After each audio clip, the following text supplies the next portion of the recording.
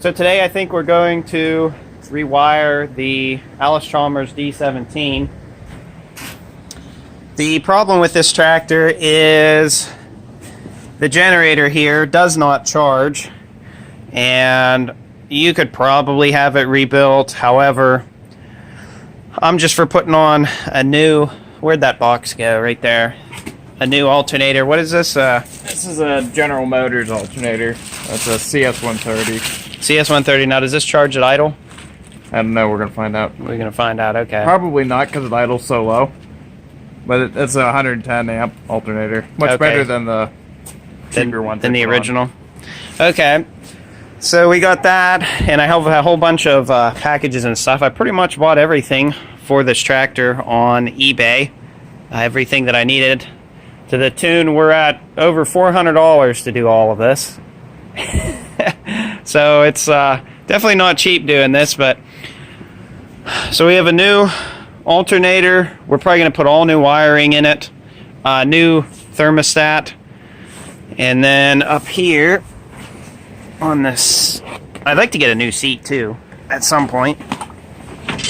We're going to put in all new gauges. We're going to put in all new oil pressure and hours and amps and charging and all sorts of stuff. So we're going to do that, and then just so you guys know, hopefully you can see this, there are 6,450 some hours on this tractor, on this hour meter currently, which isn't working. So this tractor has had quite a bit of use, and I think it's time to, I don't know, show it some love, I guess.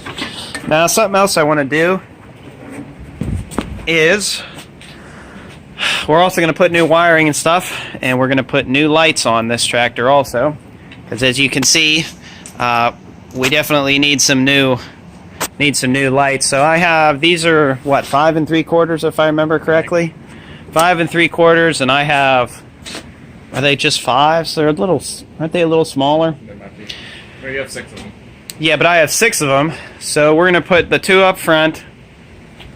I'm thinking maybe one in here on each side, and then another one on the back, another 2 on the back, and we might have to do some fender straightening over there. But new lights, rewired. Oh, this tractor is also a positive ground, so this is the positive right there. Hopefully you guys can see that positive, and it goes right to the ground. So we're going to get rid of that, and it's going to be a negative ground. And I guess you said we'll have to flip the coil. Yeah, I think to convert it, the only thing that's necessary is to flip your coil around positive, negative, and switch them. Yeah, so take the coil and turn it 180. I don't think we'll have to do anything with the distributor. What else? I think that's pretty much it. Just rewire it, and I'd like to get a new battery, but this one works okay, so I'm just gonna use this one. It doesn't even fit into the tray. So I guess that's pretty much all I have to say for now. Oh, and we're also putting in new switches and stuff too. So this tractor's gonna get some serious attention. So let's get started. Unfortunately, I am going to take down the original video that I made doing all this work to this tractor. So I'm trying to change up my videos a little bit here. I kind of just feel like I'm doing the same thing over and over and over again with, you know, talk in the beginning, voiceover, and then talk at the end. And it's just kind of the same monotonous thing over and over and over again. And I don't know about you guys, but I just need a change. And I've seen other people that put music in their videos, and that's what the original one was for this one. I started talking in the beginning in the video, and then wherever I started this voiceover, I pretty much put music in for the rest of the video. And of course, YouTube being what it is with copyright and stuff, I thought I got non-copyright, you know, royalty-free music to put in here, and that was definitely not the case. So I got all the music from the apps that were, no copyright, etc., etc. So I got an email from Google saying that, this is there's copyrighted music in here and we can't monetize it. And if it was monetized, that money could go to the people that made the song or whatever that I use. And I'm kind of sitting there thinking, okay. But I'm doing all the work here for this video, but whatever, that's the way things are. So I found out, I read that email, and YouTube actually has free copyright free music, and I'm just gonna have to go there and use the stuff that they have. So unfortunately I have to redo this video yet again, and I might split this thing up into 2 parts, because to be honest with you, 42 minutes long is a very long video, even for me to watch. So anyways, getting back to the task at hand here, we're just putting on some new lights. These are like, I think they're 4 or 4.5, maybe 5-inch lights that we are putting on this tractor. And I've got to say, having lights on a machine like this is so handy to have. You would not believe how often these lights would get used. Someone gets stuck, I don't know, a tractor gets stuck around here and later in the day and at, close to, dusk, and it takes time to get the tractor out and find the chain and hook things up, and pretty soon it's dark. And having lights on this machine is a huge improvement.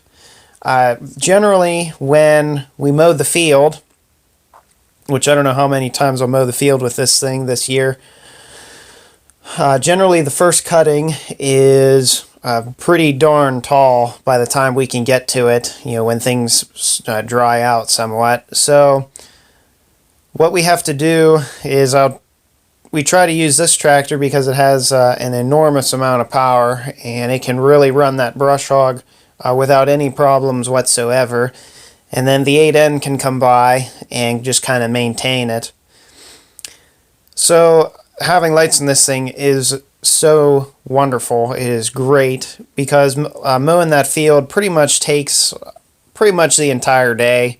I wouldn't say sun up to sundown, but probably if I got started at 8 or 7, I'd be done maybe by dinner time, maybe not.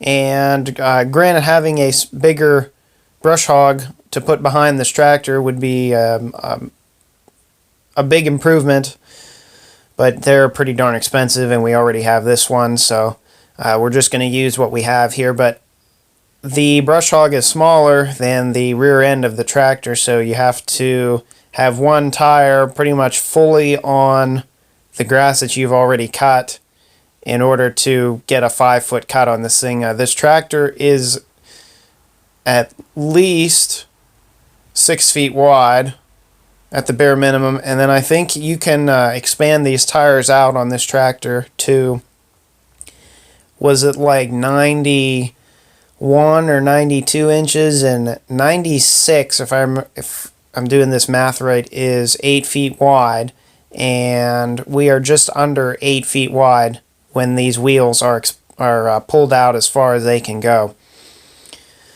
So again, having lights on this thing is just wonderful. I'm really happy we did this. Those lights, 6 of those, set me back $60, and that was free shipping and everything on eBay.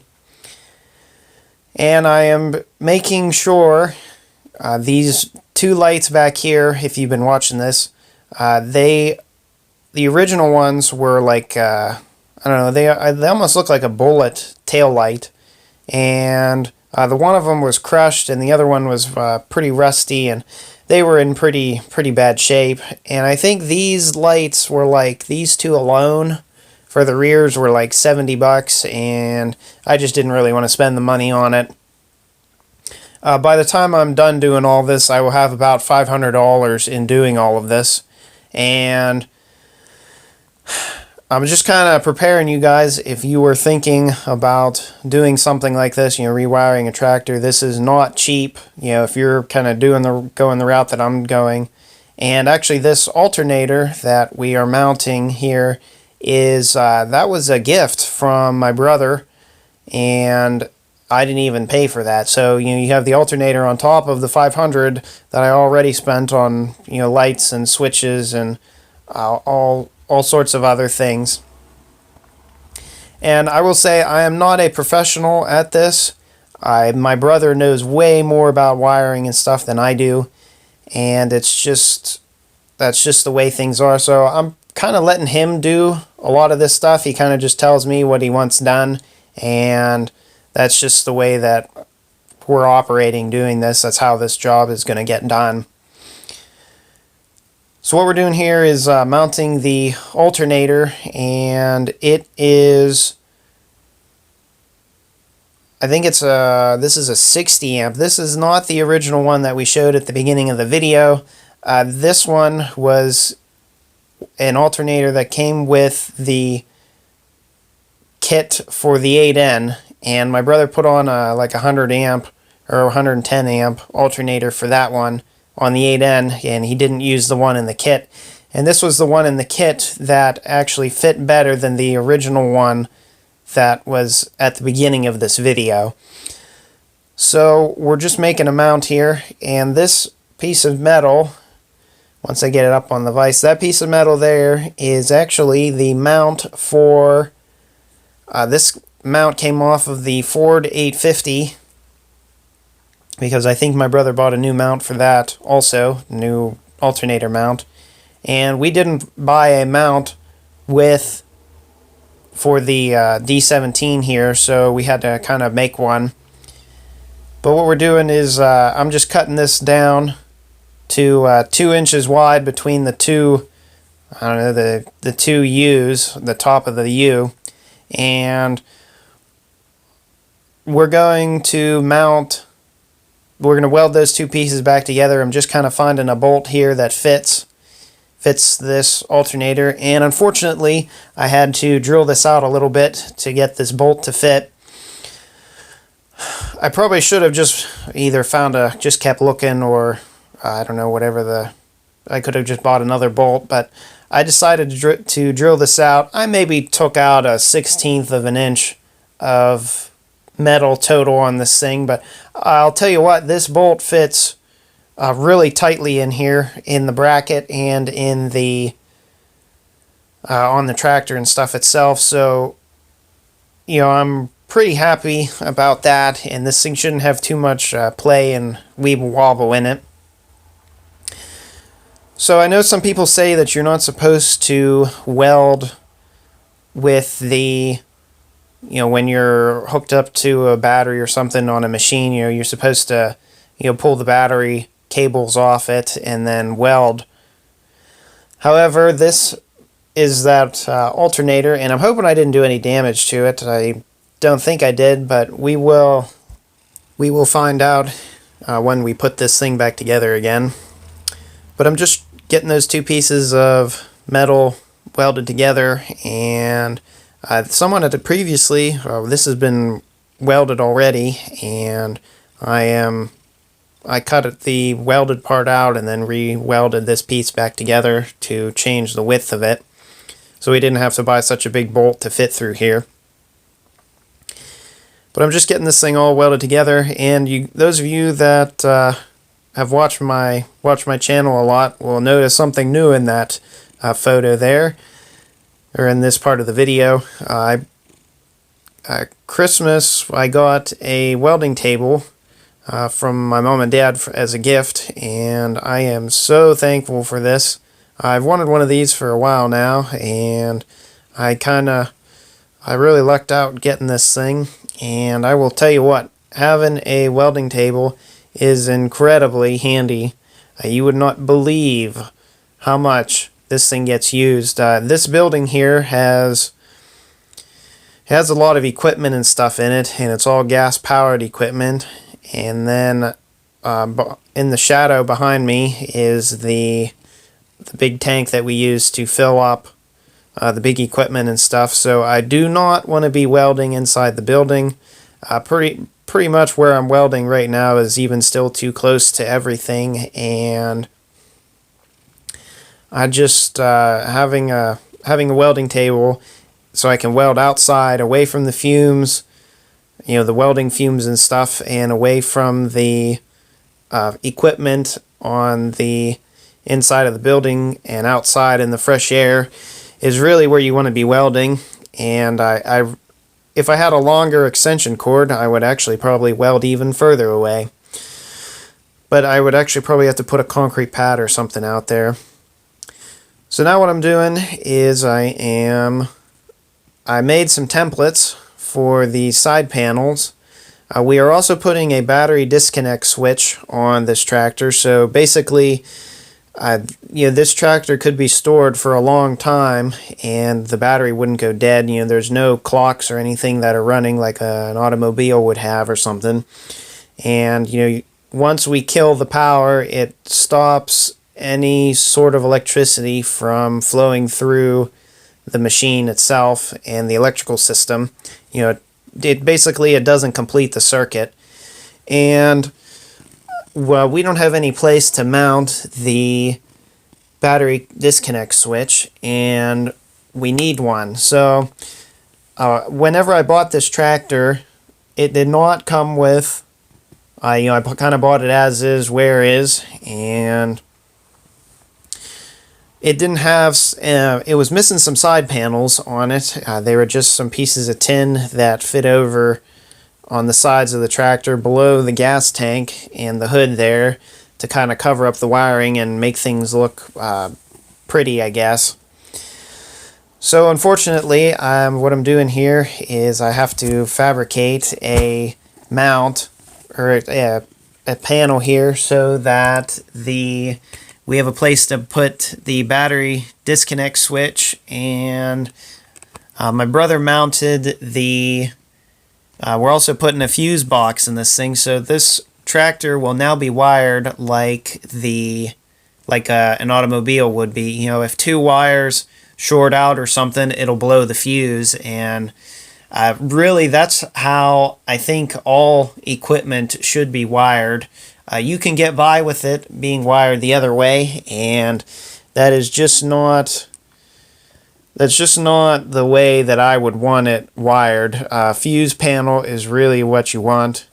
And if a fuse blows and you put a new one in and then another fuse blows, then you have a problem somewhere. And on a piece of equipment that does not have a fuse panel in it, I learned this from the 8N. The 8N has had 2 fires in it.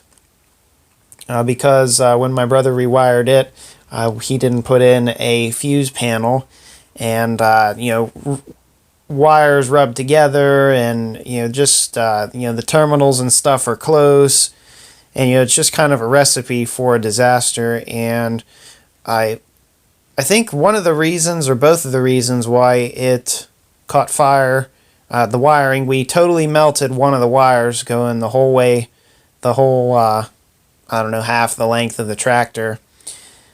I think it didn't want to start, and I guess we cranked for too long, and it maybe was the wire from the starter switch, the starter button to solenoid, maybe? I don't really know. But we had a fire in it, and if it had had a fuse panel in it, that all of us cranking for too much would have blown the fuse out, and we'd have just replaced the fuse. You just have to keep fuses on hand. Fuses are not that expensive, and the 8N as well as the Alice, both of them have toolboxes in it, so we could just put the extra fuses and stuff in there if and when one of them blows.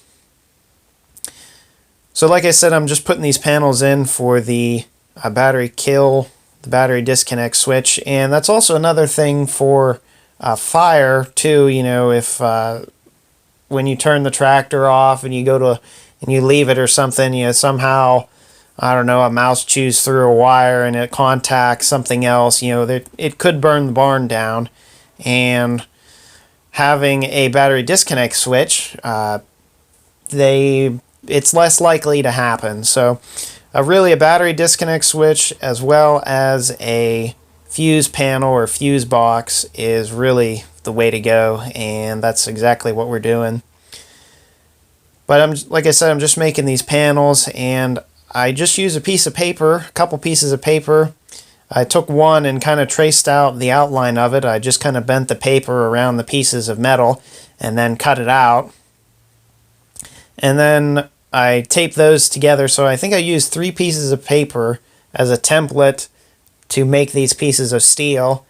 And that actually seemed to work quite well. I was really surprised. You know, when you bend the piece of paper over the edge of the steel and just kind of crease it with your finger, it gets it exactly where it needs to be. And there's really no reason why it wouldn't fit. I did have to do a little bit of trimming here and there just because I didn't stay on the line. And that's just kind of the way things were. But I'm just getting this panel mounted, and I had to re-drill these holes one size bigger with one of those pine tree step drill bits, and I couldn't get the holes super accurate.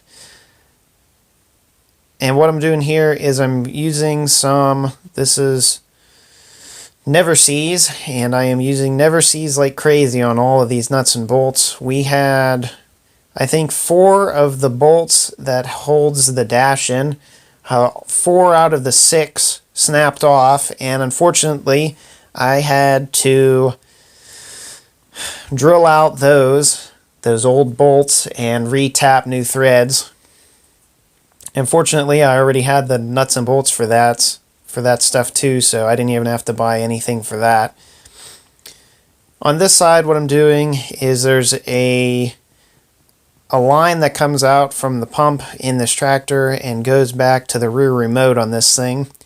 And what I'm doing here is just kind of cutting out the panel around it. But you can see there's on the left side of the screen where the air filter is and below the gas tank, these panels continued further on, and I don't have those panels, and who knows if I could even find them. And if I could find them, I'm sure they'd be pretty darn expensive. So I just decided to take some regular old sheet metal that a neighbor gave to me. That was just one sheet. I think we have 3 others about twice that size there. And I just cut out these pieces, and that's that. And I also wanted to mention we finally broke down and bought a plasma cutter. So I am very eager. I really can't wait to use that thing. I have needed a plasma cutter ever since I started welding, which was, I don't know, 3 or 4 years ago by now. But a plasma cutter would have really made things a lot easier cutting out this steel. Now, granted, we're still in this building off to the right here. This is where all my tools and stuff are to do stuff, so this is kind of where I want to work. I don't want to have to move my tools all over the place to get jobs done when, you know, where I need the 220 volt power to run the plasma cutter as well as the air compressor, which actually I think the air compressor is 110 volt.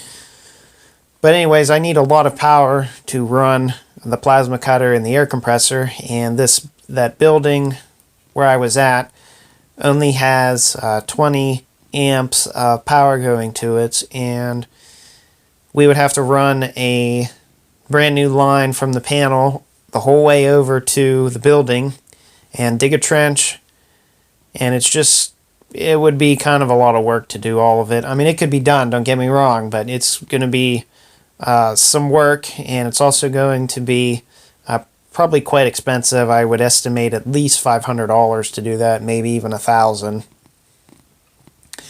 You know, we have to run the 220 volt wire, which is like, I'm guessing that's thicker wire, and it's more money. So that's kind of why I generally I'm less likely to upgrade to a 220 volt welder until we get a serious electric to that building. You know, like I say, all we have now is just one 20 amp circuit, so that was good for starting out, and now that I'm kind of growing and whatnot, I need more power to do stuff, and the plasma cutter would have made things a lot easier to cut out all these pieces of steel and put a hole in steel, and it's, you know, I could have used a plasma cutter for pretty much this entire thing, even drilling the holes and stuff. But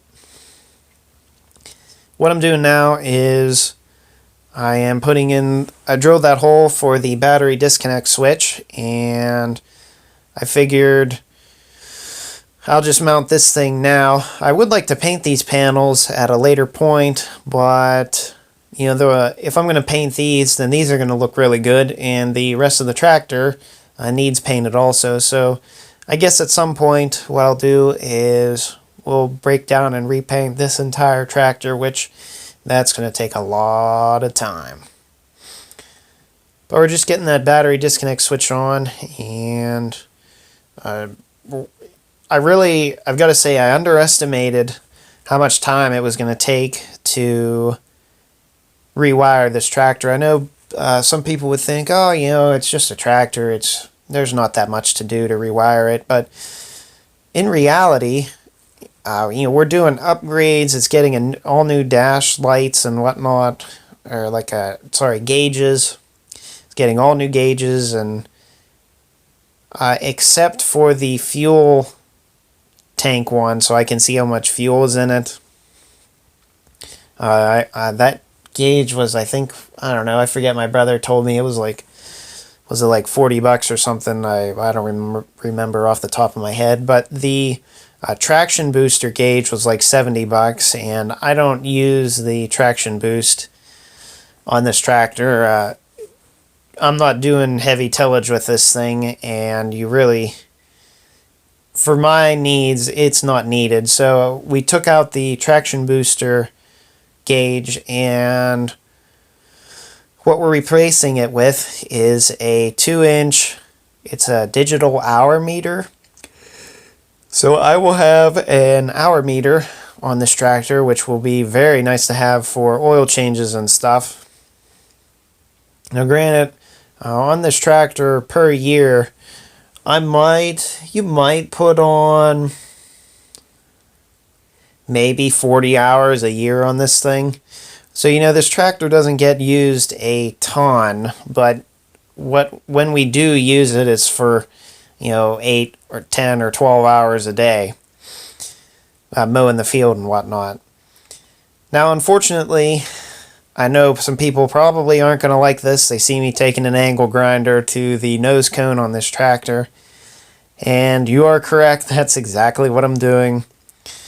For me to get this new alternator to fit and line up with the other pulleys and stuff, you know, so the belt doesn't wear a lot.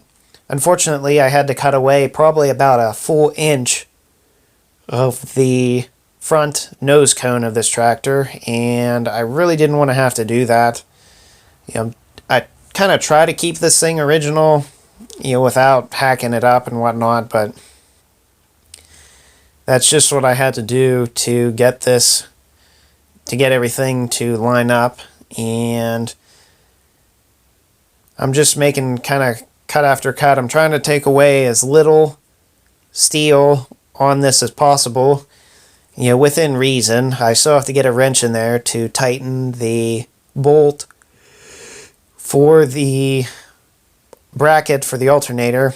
And what I'm going to do is I'm going to weld that bracket in place for where it needs to be. so everything's all lined up. And that's just the way things are going to be. Now, unfortunately, again, here we are, running into the electric problem. My brother does have a 220 volt welder, but it's in the other building, and I don't think we had 220 volt power near this tractor, so I had to weld this with the 110 volt Harbor Freight welder, and I had to weld that frame piece where my gloves are in the center of the screen. That is 5/8 of an inch thick, and I don't know about you guys, that's a lot thicker than the 3/16 that this welder is rated for. So I definitely got some pretty cold welds on this bracket, and at some point I will grind down a lot of these, well, the welds on this bracket. Who knows, I may even take this thing off, and then I will take this tractor over to the barn and to in front of my brother's shop, and then weld it there with his 220 volt stick welder, which I'm not that great at stick welding vertically, and horizontal stick welding is really the easiest, but I can't really turn this tractor on its side to weld it, so you pretty much, all you have to do is just weld this thing right. And with the 110 volt Harbor Freight welder, I really couldn't, so. And it's not like we could move this tractor right now over to the other building. I mean, we could tow it, but the dash is out of it and everything, so that's just the way things go, I guess. So now what we're doing is, and by we, I mean my brother, he is getting everything ready to put this dash in. We're putting all the gauges in, and putting the wiring and stuff on the back of the panel itself, and on the gauges and whatnot. And we're also, he decided to, we're using the crimp connections on this, so he is, cut the wire to length, snip off maybe 1/4 inch of the jacketing on the wire, and then what you'll do is he'll put the connection on, crimp it, and then cut any of the excess wire that is sticking out on the end, and then he is also soldering it. So we probably won't have any problems, well, hopefully not, with the wiring on this tractor for many years to come, because they're crimped, they are soldered, and then also before we put the connection on, we put on some shrink tube, so the connection is crimped, it's soldered, and then it's shrink tube, and hopefully we won't have any problems with the wiring on this tractor. So that's pretty much what we did, and like I said, rewiring this tractor took a lot longer than I was expecting. We are at, I think by the end of this video, we're going to be at the end of the 3rd or 4th day of working on this tractor. And pretty much anything that we do on this thing is an improvement on it, from what it was to what it will be or what it is now. But we're just kind of soldering stuff and just making things, trying to make things as good as we can.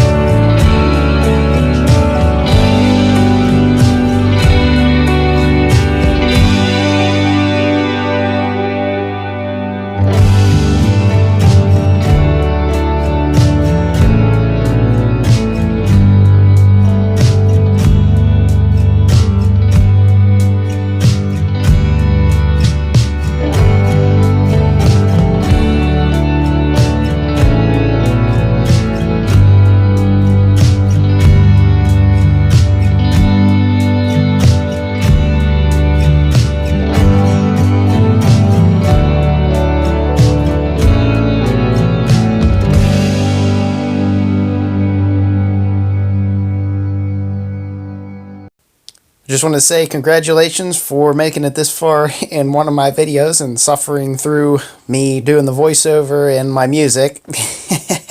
So be sure to stick around for part 2, where we continue wiring this thing. This is about all I can fit on my phone. So hope everyone enjoyed the video. Don't forget to like, comment, and subscribe for more, and we'll see you all in part 2.